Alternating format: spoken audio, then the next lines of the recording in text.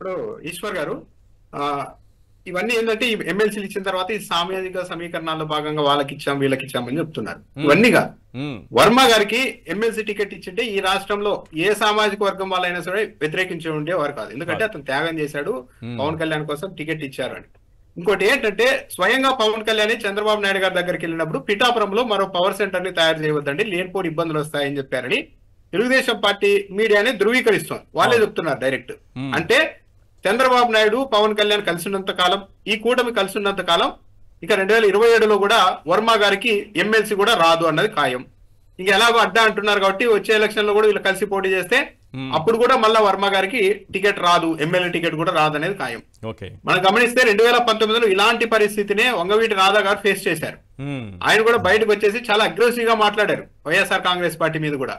నీకు MLA ticket ఇవ్వలేకపోతున్నాము, Vangaveeti Radha గారి సేవలు మనకి చాలా అవసరం, గొప్ప కుటుంబం నుండి వచ్చారు, ఆయనకి ఎమ్మెల్సీ ఇస్తామని చెప్పారు.